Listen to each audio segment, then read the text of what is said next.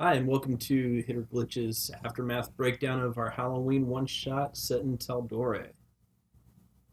All right, so we've got all the players here, including our guest star Andy, and we're going to talk a little bit about the game. And I want to start and get each of your guys' reactions. Is there anything that surprised you, or anything that you thought was particularly fun or not fun?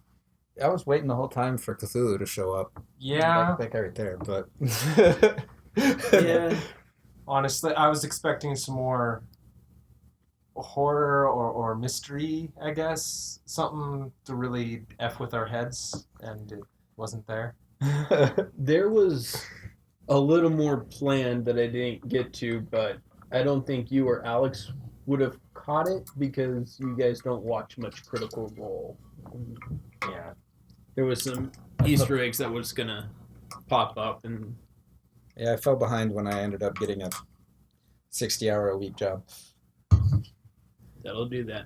And I got school. I'm in my final semester of college, so. Which is a 60-hour-a-week job. Yeah. Yeah. Um, because I helped you in prep, Mm-hmm. I was expecting some things a little earlier, but no.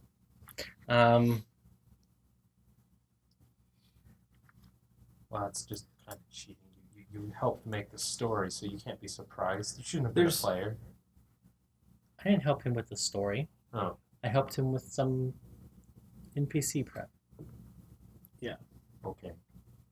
And it was my conspiracy theory that helped germinate the idea. Valid points. Andy, how about you?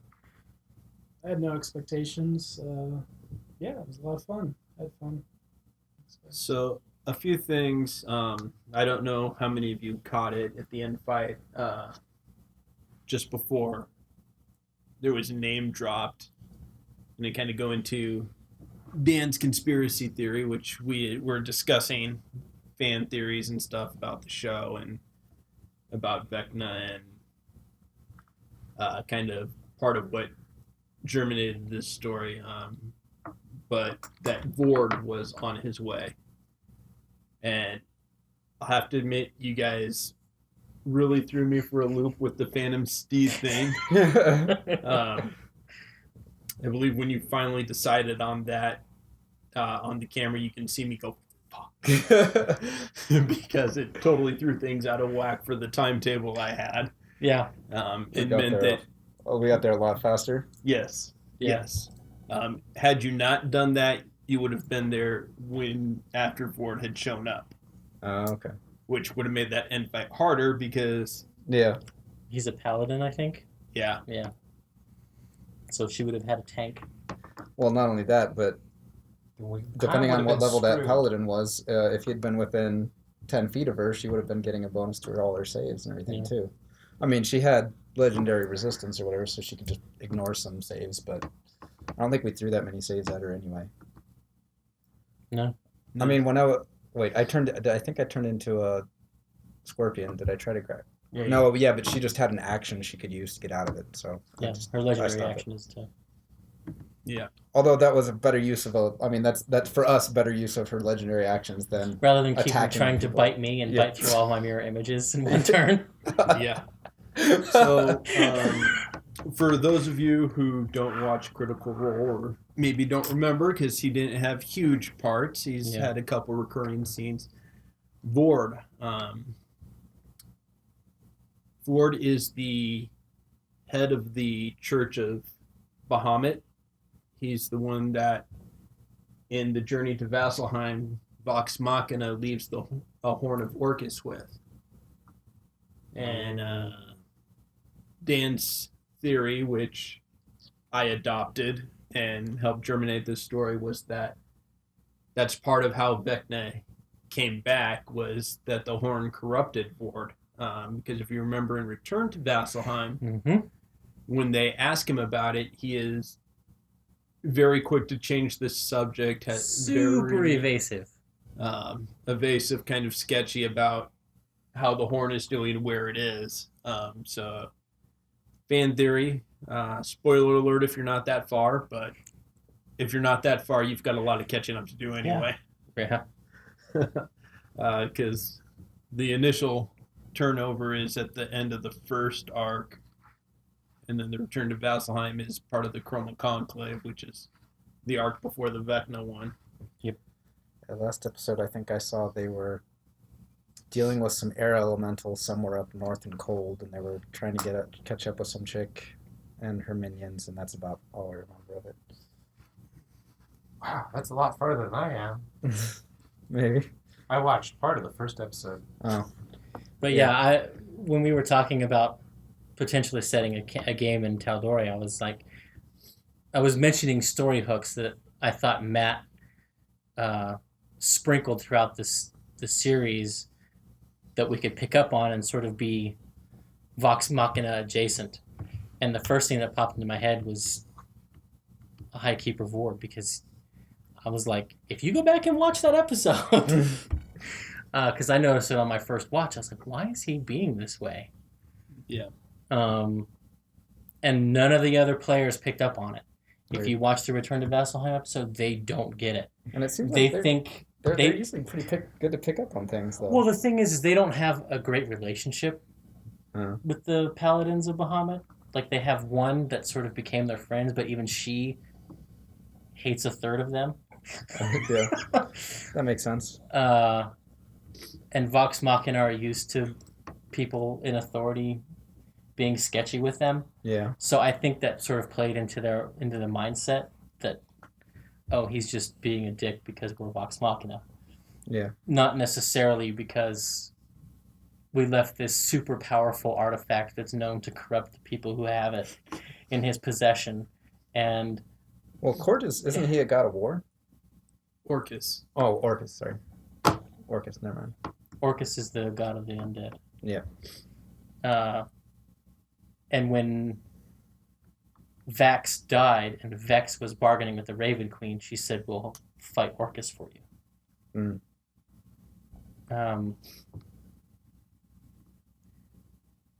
So I was like, okay, that's where they're like, and Matt tends to bring in what the players want in his story, if he can. So when she said that, and I'm like, well, if they're going to bring Orcus in, I wasn't expecting Vecna at the time. Right. I expected the arc to bend toward Orcus. Hmm. But Vecna is sort of Orcus adjacent villain, and he could certainly make use of an artifact like that Right. in his ascendancy. So yeah, I was like, I'm telling you, he got corrupted. And even in the final, after the final battle, I still think he's a little sketchy. Oh, yeah.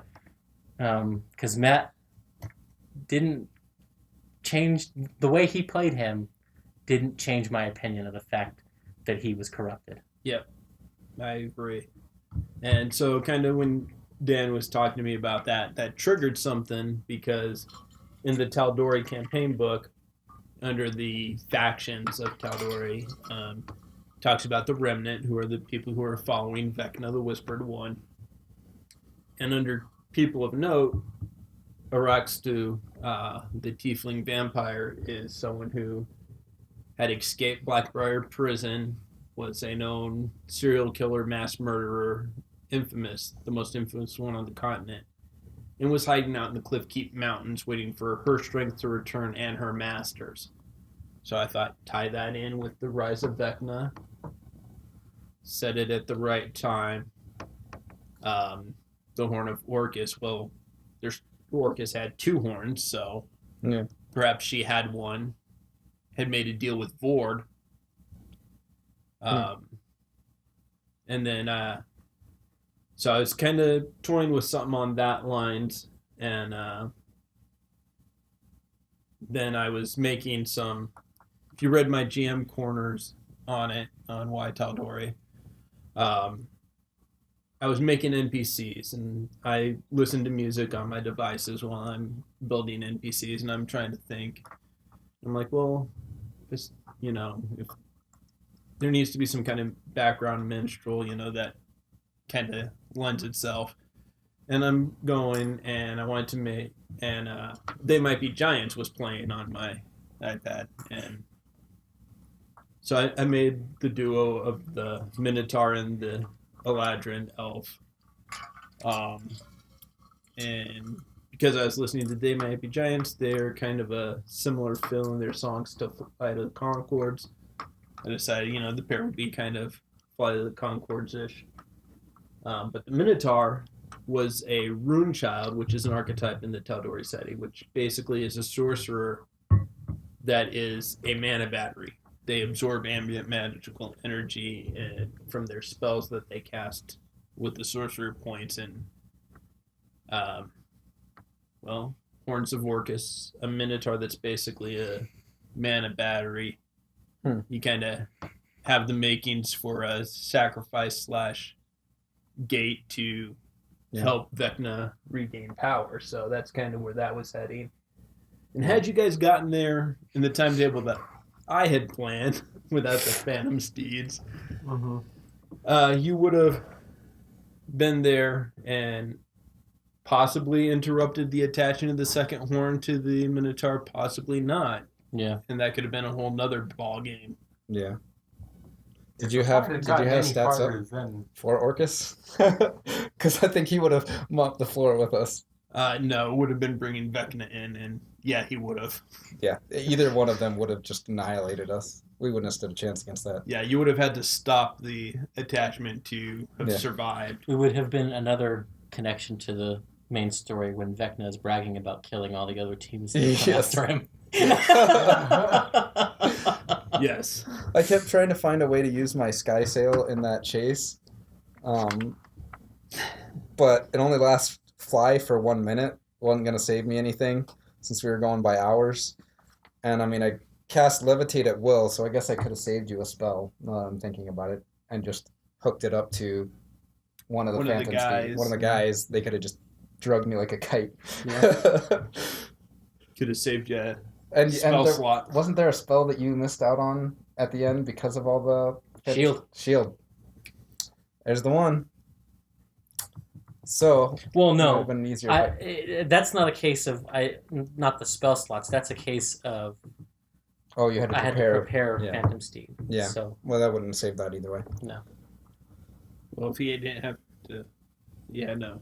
Well, having the extra slot, I would have had a little more options in fighting her. Yeah. So, the initiative system, because I want to get into some stuff. Yeah. What did you guys think of that initiative system? I think it was interesting. It was it was fun to use. I don't know if I would consider it anything better than just rolling a d20 and having an initiative modifier. And it makes sense, but I think that was partially my fault. I kind of slipped away from making you guys strategize and announce what you're doing before rolling initiative, and you guys kind of just rolled initiative and went with whatever. Mm-hmm. I tried 1 or 2 times to get people to talk about it. I was like, okay, well, I can do this, and everyone was just like, yeah, all right, I guess. And that comes from Well, also, I mean, me and you especially, we love strategy games. Yeah. My character, I had a very clear idea in my head how he did things in battle. You came in, similar thing, and I knew what that was. Yeah. So it wasn't necessarily a matter of, and I mean, Andy's playing a champion fighter. Yeah. That means you get in close and beat face. Yeah. There's not a lot of how do we do this kind of a thing. Yeah. For me, the fun thing was deciding, like Andy, you didn't have much choice in what you were going to do, really. Yeah. It was, I'm going to hit him with my greatsword, and I might move. Yeah. Did you ever feel pressured to go with an arm attack to get a higher initiative on somebody? No. I mean, it didn't seem like our order changed a lot. It seemed like you and Tim were going first. The monster was in the middle, and me and Alex were at the end. It didn't seem like the order, even though we were rolling different things, it seemed like the order kind of just stayed the same. So it didn't. A lot of times it stayed pretty close to the same. Yeah. Um, And I think now, like in an ongoing game, if it, like a long, like especially if you started level 1 with that, I think that the players would start purposefully taking more options so that they could alter their time in the initiative, and so Right. they could go earlier when they need to, and then Well, I very specifically later when they need didn't to. cast a level spell and stuck with the cantrip Yeah, at least twice Hmm. for the initiative cut. and like Personally, because I was moving most of the time doing those flyby attacks near the end and everything. I just said, like screw it, like I'll go last. Doesn't really change much. We only got one enemy here, and I'm gonna go after or one or whatever, however many enemies. I was like, I'm gonna go after all of them anyway, and that was well, that before I last fight realized. would have been real handy for people to be going before her Yes. in a lot of those turns. um, And I almost I think the turn after I cast Mirror Image, I was going to cast a different spell, which was a different level. And so when I declared that, and then she spent her entire action and legendary actions biting every single one of my mirror images. very frustrating as a DM. Although it makes me want to use mirror image on the NPCs as a DM. Yeah. It kind of messes up that feat, though, right? I mean, if you take that feat and you're doing this initiative system, How does that feat work? The approved initiative. yeah, I think it gets like, Plus Oh, five. it's +5. and if you're a barbarian, you get advantage with your initiative. So that's kind of like a dead ability for the barbarian, right? Unless you take the lower roll, I guess you'd roll twice, take the lower Yeah. result. Yeah, I think that. So that becomes even stronger. Yeah. But the +5, like, what do you do with that? Are you gonna just take 5 away? I mean, that person's going first every time, no matter what. Now. Or you subtract a d4 Yeah. off your initiative. Or a flat -2. Yeah, I think you'd have to change the number if you were going to be a subtraction. It'd have Yeah. to be a smaller number. Yeah. And rolling like a d4 and subtracting it, that seems reasonable. Yeah, that's probably how I would have done it. Like a d6 might be too much, but I don't even think that would be too bad either. I think it'd be interesting to play around some more with it, maybe tweak it a little further. Did he make a ruling on what that feat would do? No. No? Okay. No, in the video that Mike Merles put out where he discusses it, he basically is just like, in very broad strokes, here's what it is. Okay. And he doesn't even define the die sizes for a lot of it. Yeah. Yeah, He his says was you very. could his, do this or do this. Yeah. And he options. related a story of at a con where he was running it for a large group of people, and he liked the way it worked narratively because it took the idea that, okay, we know who's going before the monster, so if the monster is going to run, then the person who goes before the monster just goes in front of the door. Yeah. Whereas when in this change-up initiative system and choosing what you're going to do, well, now it's important that you get to the door. So you declare, I'm going to move, That's it. and that's it. And we had I had some of that in the game, which is why I have decided, instead of casting Magic Missile or Witch Bolt, I'm just going to do Eldritch Blast. Yeah. And I did like the fact that somebody with high dexterity, it's not all about dexterity, and dexterity I think is already a little bit too strong of a attribute in this edition. Yeah. That In any edition. in really. any edition of D&D really. But yeah, that lowers its power a little bit and allows. Yeah, I mean I like what it allows. One thing I have to say, Alex, is thank you for starting that fight with those guys. They were merely going to watch you and never attack you, but you decided to attack them, waste your resources, Yep. and frustrate your brother because he was never able to catch up because he's up front in your face, and you were so far behind you didn't even wait for them, Yep. signal them or anything, and That fight sucked. You frustrated the other players for me and wasted resources. So, as a TM, I thank you for Yeah. that. I had a lot of fun with that moment. Like there was the moment where I'm like strategically, like I I realize who they are. I was like, okay, strategically I should go back to the guys, tell them what's happening, and then we can jump these guys all at once. And I was like, would this character do that? I was like, no, he's like, these guys are enemies and need to be dealt with. And with his time with the Ashari, you see an elemental, you put it down, you don't waste time.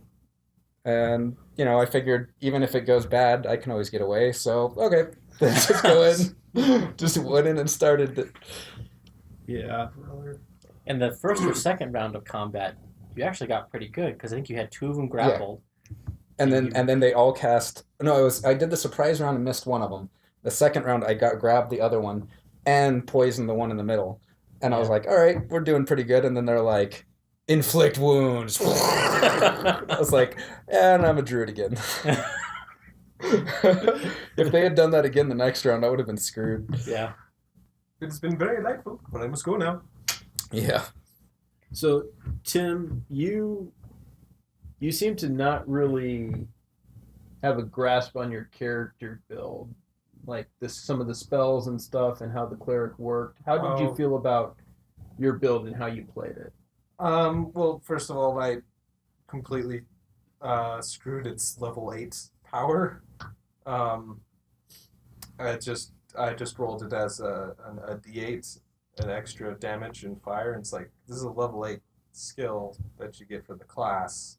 That's way underpowered, and I looked it up again, it's like, oh, no, it's a D8 of fire damage plus your cleric level in fire damage.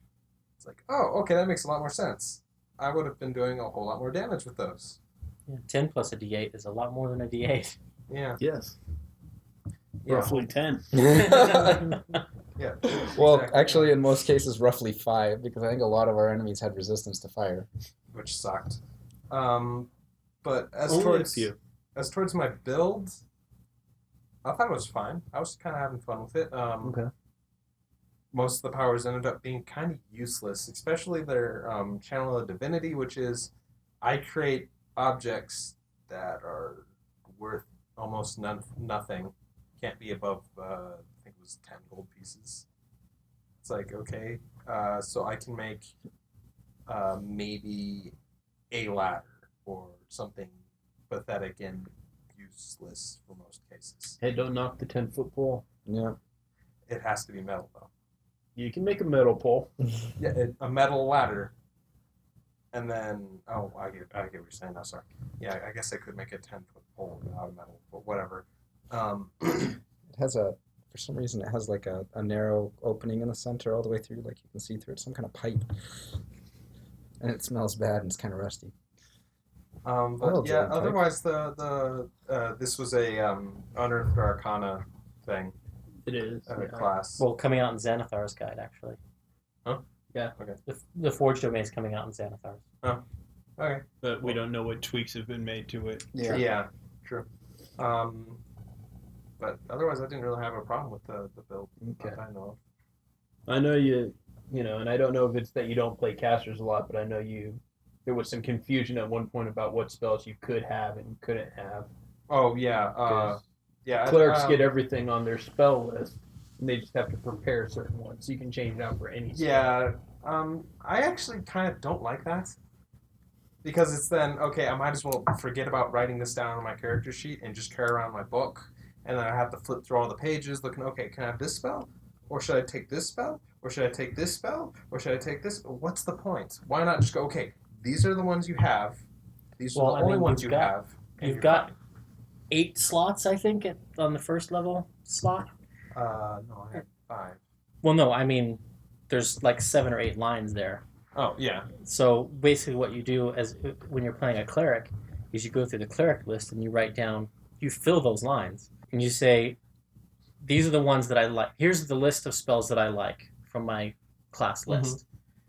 And then clerics, I think, prepare half their level plus wisdom, I think. Yeah. So then you just fill in the bubbles of the one you're preparing for that day. But you have a long list of spells that you like to use Mm-hmm. or that you think will be most useful. And I'm just spellcasters. I mean, the thought of a spellcaster is awesome. I like the idea. Okay, I can do these awesome, amazing things with magic, and that's really cool. But it's also like makes being a fighter or using a weapon or just not having magic seem useless, which of course has come up in almost every edition of D&D, where it's okay, you play a fighter or a melee wielder at the first levels, then completely scrap that character because after these couple of levels they're useless. And I think actually this edition did a little bit better job of that. Yeah. I think that for a good range, that a fighter is probably the highest DPS you can make, or damage per round, and may stay that way for most of the game. I mean, barring of course the situation where you've got like a huge number of enemies in a very small area, in which case the wizard's gonna still win that battle every time. But I mean, Gotta love the fireball. yeah. Other than that, I think that they did a pretty good job this edition of balancing out what people can do in Yeah, combat. because it's 15th level fighter, I think, where you get your third attack, Yeah. and they're the Well- only ones who get that. And then they get a And- fourth. And while I do enjoy playing a caster, for me, it's almost the opposite of being useless. I think playing the sword and board guy is almost more of an opportunity to role play. You know, typically they say the fighter is for the inexperienced because there's not much, and that's true to an extent. But then to make them viable, it requires more strategy, more role play, more thinking than, there's a lot of record keeping for the wizard, but it's more just like, yeah, I can handle that. Yeah, I can handle that. Whereas the fighter, it's like, how do I handle that? And coming up with those ways to handle Rather it. than going, oh, I have a spell for this. Oh, now Yes. it's, now it's flying. What do I do? Now it's on the other side of that cliff. Or it's immune to regular weapons. There's just Yeah. there's just more ways there's more opportunities to role play and be creative when you're one of those that doesn't have the answer to everything mechanically built into your class. Yeah, I don't mean you have to have everything mechanically built into your class or anything. Right, no, like and that. I'm not saying you do, but Yeah. it's rather than being useless, I see it more of potential that you have to discover and be creative with. You don't have to be as creative with the wizard. You can be, but it's more of, oh, here's the spell to handle when they're on the other side of the cliff. Here's the spell to handle when they're flying. Right. There's just like You don't have to think as hard. Yeah, you don't have to think as hard. You don't have to be as creative. You just have to be like, oh, this is that spell. Question for you, Andy. How did you like having a sentient weapon? It's okay. It's kind of annoying at first. And then just like rolling all those dice because I'm not good at math. So I'm just like trying to count up all the d6s that I had to roll for. That kind of annoying, but yeah. How did you like the twist after the one shot when I explained what the weapon really was? Well, I knew something was up because it wasn't giving us straight answers. The sword wasn't. Yeah. Yeah. And so I figured something was up. But I didn't know it was like, I think it was cursed or something. It was, yeah. So for those of you in the Tal'Dorei book, there is a sword, and it comes off as this beautiful silver sword with ruby inlay and, does radiant damage and charms people, has a chance of charming people. But in reality, it's this sower of chaos, and it is actually a rusted, decrepit sword that's oozing with acid. And it deals acid damage, but to everyone that looks at it without true seeing or something like that, it appears to be radiant damage. And even when you hit someone and they get charmed, they think of it as just like an admonishment, more than an attack. And so the whole purpose of the sword is to sow more chaos. I was annoyed because it deprived me of a short rest. That's right. Yeah. And I would have gone into that fight with more spell slots. I thought the sword. Because I don't think at that point I hadn't even used my wizard ability. So I could have almost recharged everything. Yeah, I kind of thought that the sword fit him when you told me what it was. It's like, oh yeah, that kind of fits with his backstory and everything. Which that cutting off to that. We built these characters and made awesome backstories, and you had us like do a 500-word essay basically on making a backstory or something like that. And you guys chose to do the 500-word essay. That wasn't really a requirement of mine. Well, I just asked for a backstory of what you had done in the 10 levels and how you guys got together. Mm-hmm. You guys are the ones that extrapolated that into this huge long thing detailing every encounter you had. That Dan. was me. Yeah, that was me. Not me. No, I just did a kind of the highlights of my life. Yeah. I wrote an essay. I didn't extrapolate exactly what I'd killed to get what XP. But yeah, it's like we make all these things and then absolutely none of it comes in except for I have an uncle who happens to be a high priest. Well, No, that's not entirely true either, because of the backstory I had written, or that level extrapolation, Mm-hmm. and like all the stuff that I had put into my background, like I was vaguely aware of the remnant, so that got us that information. Like there was stuff. There was stuff, but it's not like, okay, this is part of the right. backstory. And I even mentioned that, the backstory would be coming out and you guys mentioning it. Mm-hmm. And you guys chose not to mention it.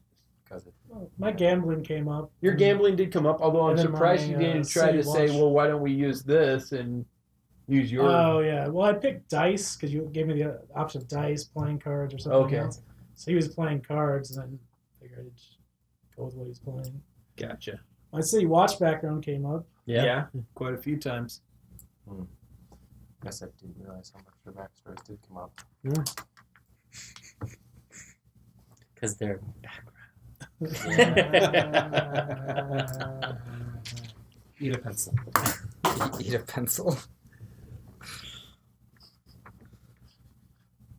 I mean, I utilized my backstory and how I made decisions, but I didn't, bring it up to the forefront, state it outright very often. But as an urchin, a lot of times you don't want to talk about your history. That's true.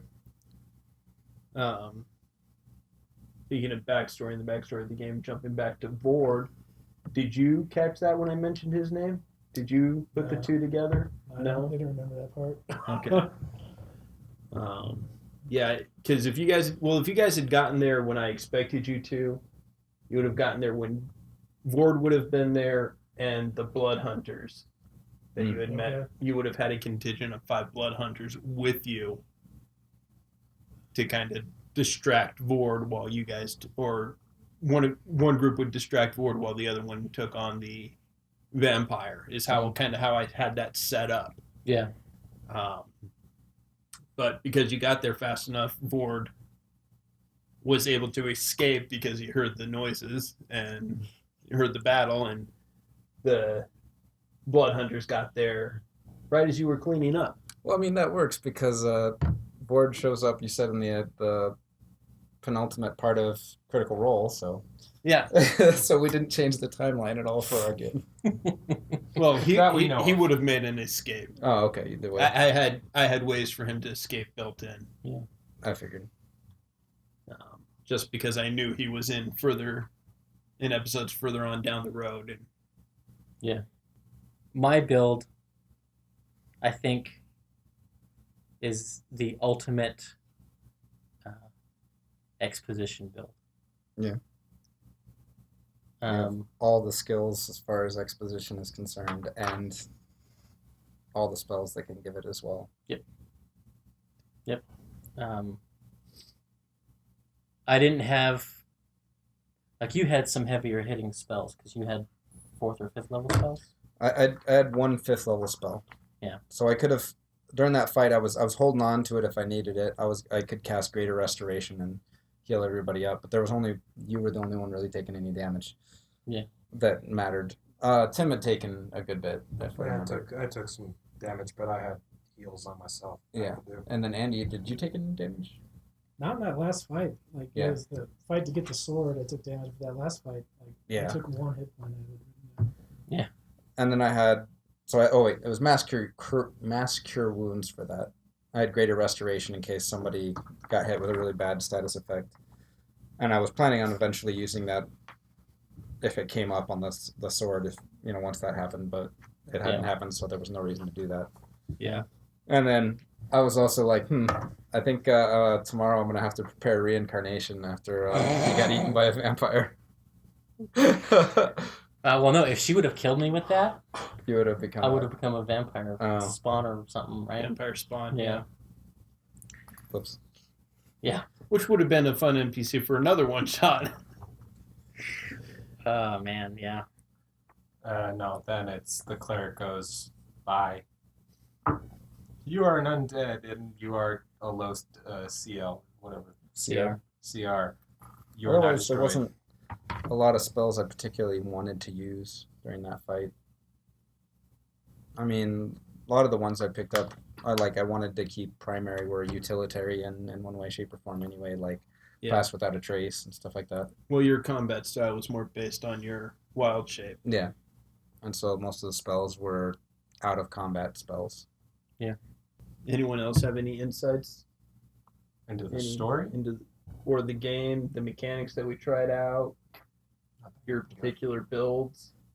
Did we mention how we did our attributes during the one shot? I don't No. think we did. We haven't. No. Well, so Since you brought it up, why don't you? the 3 regular players did something, and then we recruited Andy afterwards, so he just did a normal roll type thing. So we tried out something different. We started off, the 3 of us, Tim, Dan, and I. We rolled our 6 sets of attributes, roll 4, keep or drop the lowest. And then we took all those numbers and put them in a common pool. And whoever had rolled the lowest number gets to pick first. Then it goes to the next person, who picks twice, and then it comes back around. So a snake draft, basically, Yeah. of the stats.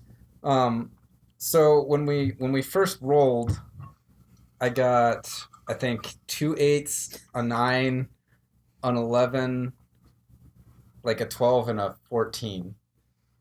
To which he immediately complained on our group chat about. Yeah, I was like, I didn't even get close to the standard array, and Tim's was a little bit below. I think he was like 2 or 3 total points below, and then Dan was a little bit above. But I complained into the group chat. I was like, this is gonna be great. I don't think any of us are gonna be fully standard array. And Scott's like, well, what is it? So I sent him the whole list, and he's like, all right, Tim, replace your like 14 with a 15 or something like that. I bumped him up to 116, and 116, and then then had me re-roll, but give himself 116 off the bat. Yeah, because I'm really bad at rolling attributes. I'm really bad at rolling HP too. But he's really good at complaining about it. I whenever given the option when doing HP, I'll always take the just average level that they have. But so I was like, okay, and so this time I rolled a 6, a 7. Oh wait, let's see, a 6, a 7, 12, like a 14 and a 15. I think is what it was. Yeah, I think it was a 14 and a 15. And with the 16, that puts it pretty close. Well, I mean, still a little below the standard array, but, pretty close to it. I was like, yeah, whatever. To which he again complained. No, I was laughing at it. Like, it didn't come across because it was in text, but I was laughing at it. I thought it was hilarious. I was like, screw it, I'm just going to make a moon druid and throw all those tiny numbers into my physical stats, and then I'll just not worry about it.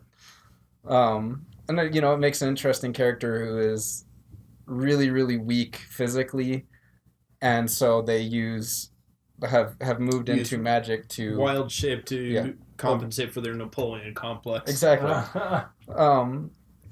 And so like a 6 strength, a 7 dexterity, like this guy grew up being the runt of the litter, and that's kind of how he sees himself as the runt of the litter.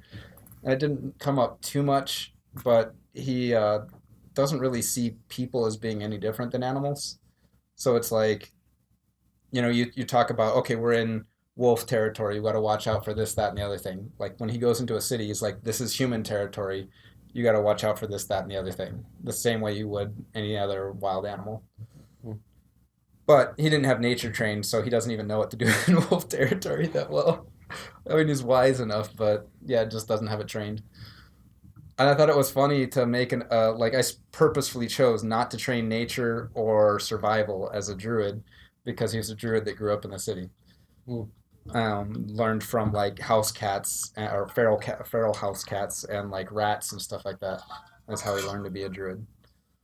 But yeah, my 2 colleagues told me that my character's nickname had to be Stat Dump because of how good No, I was. I said your nickname, not his nickname. Oh, my nickname. Your nickname. You are Dumpstat. Dump Stat. Okay. Yeah, dump step. Look at me.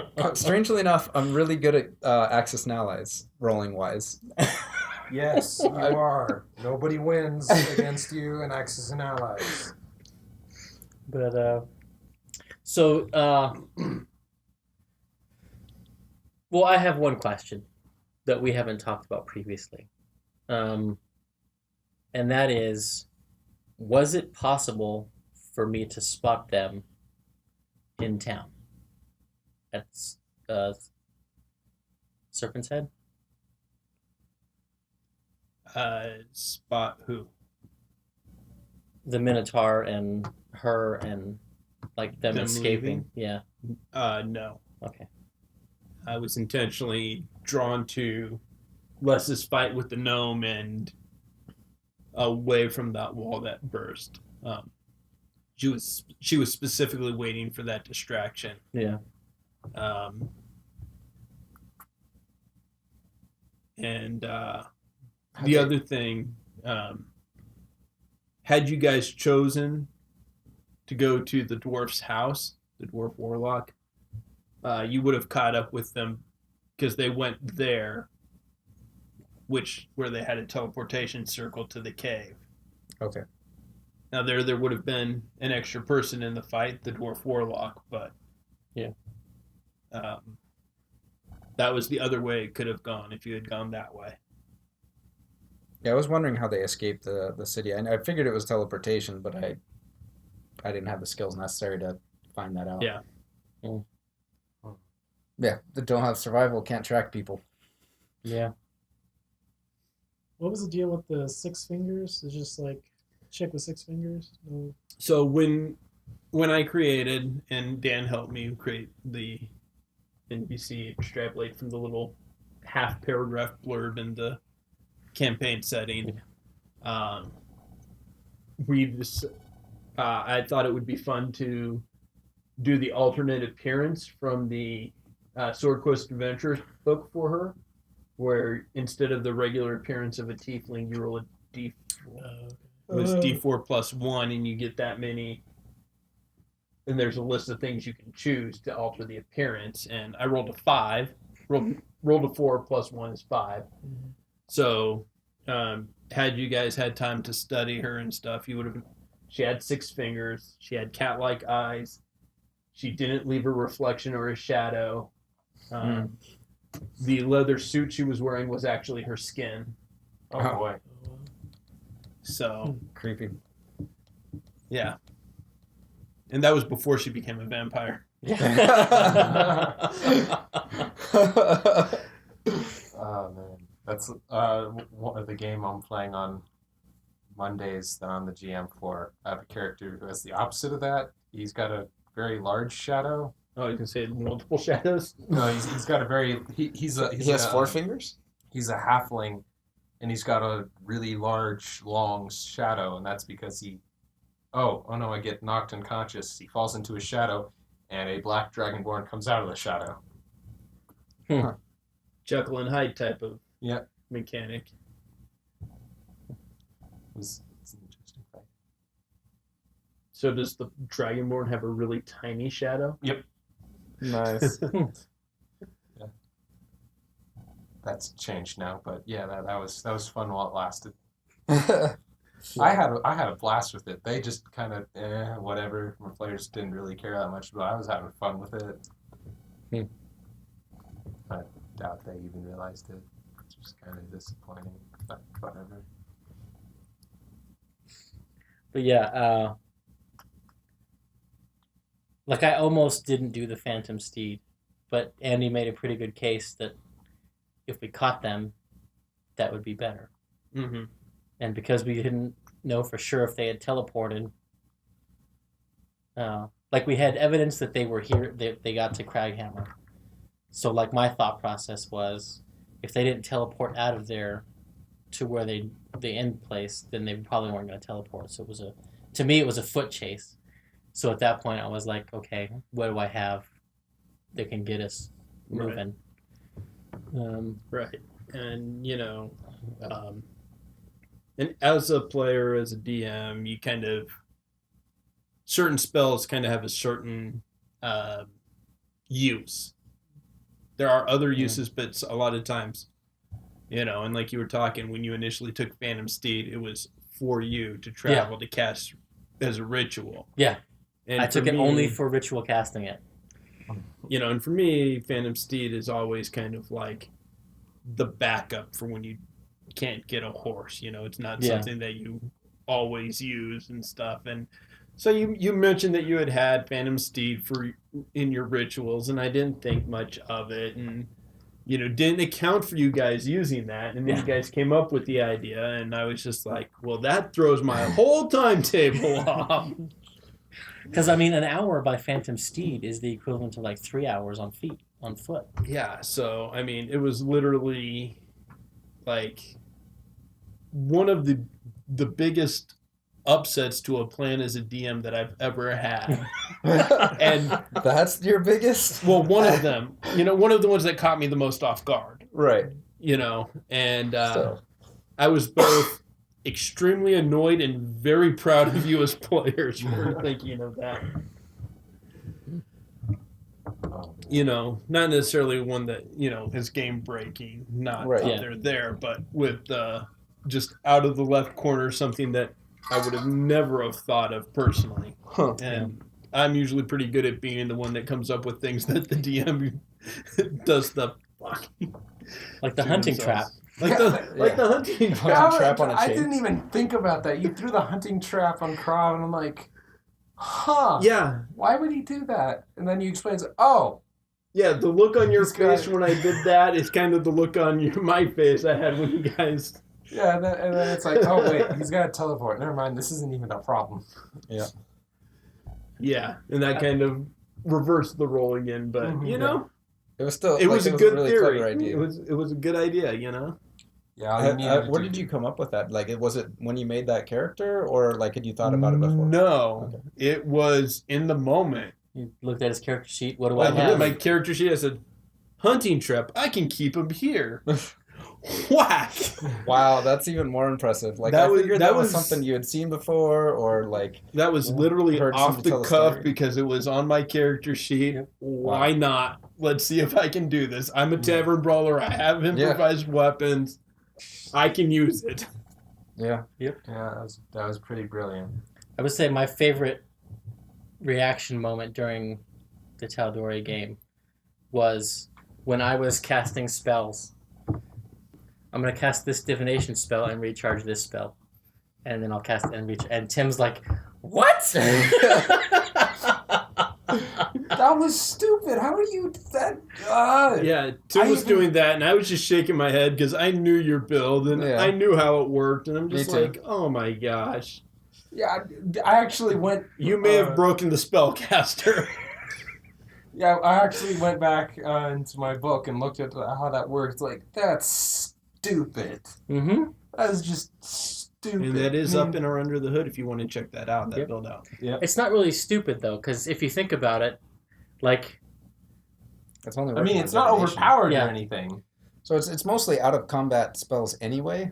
It's not like you're in combat, like, I have infinite spells. Yeah. Yeah. Yeah, I get that. And I'm not saying it's overpowered. Just that's stupid. Why would you do? That's stupid. But I mean, I built the class to recharge spells Yeah. Mm-hmm. on the constant.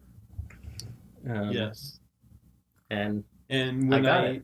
handed out magic items based on I was aware that I gave you an additional way to recharge, but I figured of all the magic items, that would be one you would try to get because it fit your build, and that's why I gave it to you. Yeah. But I only gave it to you at the lowest level.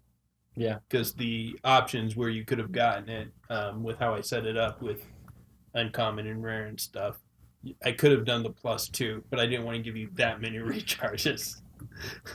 I'm curious. You didn't choose to give, I think, any of us magic weapons or armor. Oh wait, no, Andy had magic armor. yeah, he had adamantine. But I mean, to begin the game, and I found that not necessarily in 5th edition D&D, but in a lot of games, that's like a rite of passage that you have to get your magic weapon and armor. But I think 5th edition got away from that with the bonded accuracy, that you don't need it as much. So I gave Les the armor. You weapons and armor really Yeah, they were kind of irrelevant to me. irrelevant. I sort of got a weapon in that I had the rod. The rod was kind of spellcasting. the equivalent. Yeah. And Tim, I didn't know how much he was going to play into his archetype, his subclass, and I knew that Well, gave him and- the ability yeah. to do magical arms and armor, so I didn't want to step on the toes Well, Okay. of that ability. it only works on one item, and it only lasts until I take another short long rest. Right. And it gives me I got a +1 to my AC, or I got a +1 weapon. That's all I'd ever get. Oh, and it's only to you? No, I can give it to other people. Okay. It's just I have to spend my long rest with the item doing that. But I wasn't sure exactly Yeah. how much that was going to come into play, and I didn't want to step on the toes of your build. By giving everybody a magic weapon and armor. Right. And he's like, Yeah. oh, okay, well then I guess this doesn't do anything. Exactly. Yeah, so that's I was gonna- actually kind of worried about that, but I'm like, I doubt we're all going to have all. I mean, he's not going to have magic armor, and he's probably not going to have magic armor. And even before I knew that he was going to build a greatsword build last year, I had planned to put that greatsword that was in the book in there for you guys to Okay. get along the way. Right. So, That makes more and sense. I figured one of the two of you, both of you, could have used it. Mm-hmm. I mean, I could have, but I did the sword and board. Right. So Okay, I didn't know, Mhm. but when I was planning to put it in, I didn't know your guys' full builds, but I knew at least you could use it because it was before I knew what you were making. Mm-hmm. And so I wanted that, I didn't want to I tried to give you things that would, that weren't cut and dry. This is what you do. Yeah. I tried to give you things that would encourage role play, encourage creativity in how you use them. Mm-hmm. I kind of tried to get away with the thievery gloves, but burglary gloves or whatever, but it wasn't a situation where they applied gloves of thievery. There we go. Yeah. The necklace of adaptation helped out a little bit when we were in the noxious swamp, and the sky sail, like, I like the idea of it, but I think the mechanics of how it works, it basically has a combat use where you can get a minute of flight, and Well- then the at will is kind of And I gave know. that to you because of the time you spent with the Arashari. Right. And their area is near the strong source of magic that recharges the minute of flight indefinitely. all the time. So you Yeah. always have the flight ability while you're interesting. in that area. And I figured it would be a nice flavor thing to fit with your backstory, as well as if you used it, introduce another piece of Tal'Dorei lore to the viewers. Yeah, I was constantly looking for a reason to bring it out. Like, I almost used it when we were in the cave, and I was like, I need to be scarce for a while. But at the same time, I was like, I don't necessarily want to go, oh, by the way, I'm a Arashari, and that's the person who just committed murder in the city. So I decided to turn into a bat instead. I was disappointed I only had a haversack instead of a bag of holding. But yeah, I was. Um, You gave me the folding boat, and I thought it was interesting. But originally, I thought the folding boat was okay. you take it out and you have to pull it together, and it takes you in like an action or two to put it together or whatever, and it becomes a rowboat. And then I read the description of it, it's like, oh, I say one word, it unfolds into a large rowboat. I say another word and becomes a sailboat. That's a lot better than it was. And completely useless for where I am. There are Not really. no water. If we would have taken the river option, we could have gone down river in it, and then up river in it. Yeah, sure. The other great use for it is like, oh no, they're trying to get through the door and I have nothing heavy to put in front of it. Oh wait. Sailboat. So yeah, there were options for it. Well, door's barricaded. Job's done. Alternatively, like, stay there. No, it actually describes that it's no matter which way it's in, it's the same weight. Oh, really? Yeah. Oh, that sucks. Yeah. Oh. Oh, well. The other option you were thinking about giving me was the whatever machine that looks like a giant barrel. Yeah, When you mentioned that, I'm like, oh man, I'm totally that drunk guy from League of Legends, whatever. his name is. Gragas. Yeah, Gragas with the barrel. I've never played that. I have no clue what you're talking about. He's just a big guy carrying a keg of alcohol. Yeah, he has a pony keg under one arm, and then like, oh wait, no, I think he just has the pony keg, but he throws out smaller barrels all the time, and then he can throw the pony keg to do like an AOE knockback damaging spell. And I care enough that the next time you tell me, I won't remember those I'm sure. conversations. Yeah. Anyways, when you told me that you were thinking about giving me that, it's like, oh man, he really should have. But then it's like, it would have still been useless for this entire game. But hey, I would have loved role playing that I'm a guy walking around with a giant keg up on my back. Right. But again, it's also a seafaring, so if you had chosen the river route, you could have. Yeah. And it's also land. It's Yeah. land as well. Although it isn't any faster or on land or on water, it's the same speed. I think it's only like 40. Right.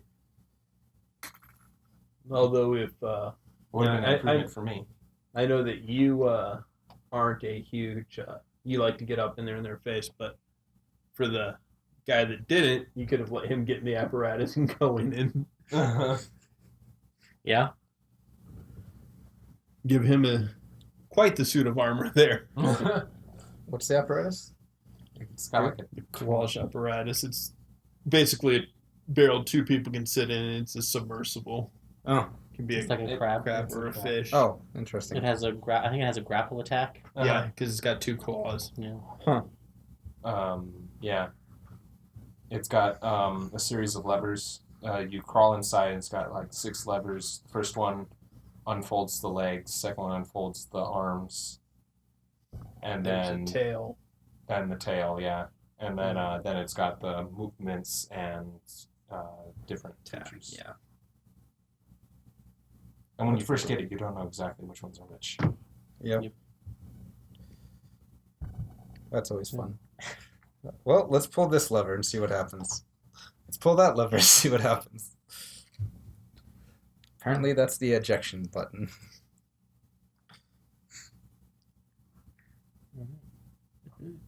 Either way, it was a fun game. Well, I'm glad you guys enjoyed it. I believe the next one shot we're planning is going to be later this year, and Dan will be running that one. Probably. Christmas time. It's up to you guys. Do a Thanksgiving adventure. Maybe. I'm probably getting that week off. No, I think I'd rather keep it till Christmas. I don't really have a lot of available time until then. I'm worried about graduation, so I don't know. It will also be D&D, Cool. so stay tuned. Is it going to be so is it going to which kind of Christmas game is it going to be? Like The Nightmare Before Christmas or what is it? Not Die Hard, but I believe in our initial talk, the movie that was mentioned was Planes, Trains, and Automobiles. But if you want to know more, you'll just have to like and subscribe. We'll see you guys later. Bye. Goodbye. Bye.